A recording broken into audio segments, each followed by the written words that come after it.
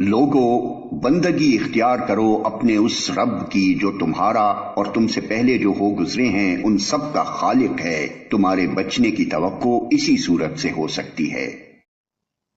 وہی تو ہے جس نے تمہارے لیے زمین کا فرش بچھایا، آسمان کی چھت بنائی، اوپر سے پانی برسایا اور اس کے ذریعے سے ہر طرح کی پیداوار نکال کر تمہارے لیے رزق بہم پہنچایا۔ بس جب تم یہ جانتے ہو تو دوسروں کو اللہ کے مد مقابل نہ ٹھہراؤ۔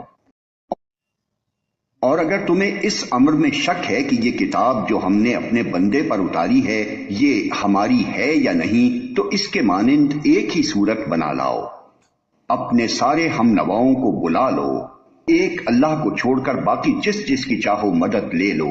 اگر تم سچے ہو تو یہ کام کر کے دکھاؤ۔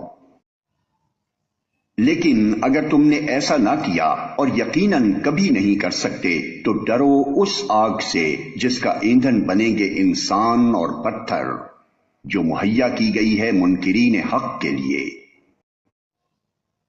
اور اے پیغمبر، جو لوگ اس کتاب پر ایمان لے آئیں اور اس کے مطابق اپنے عمل درست کر لیں، انہیں خوشخبری دے دو کہ ان کے لیے ایسے باغ ہیں جن کے نیچے نہریں بہتی ہوں گی۔ ان باغوں کے پھل صورت میں دنیا کے پھلوں سے ملتے جلتے ہوں گے۔ جب کوئی پھل انہیں کھانے کو دیا جائے گا تو وہ کہیں گے کہ ایسے ہی پھل اس سے پہلے دنیا میں ہم کو دیے جاتے تھے۔ ان کے لیے وہاں پاکیزہ بیویاں ہوں گی اور وہ وہاں ہمیشہ رہیں گے۔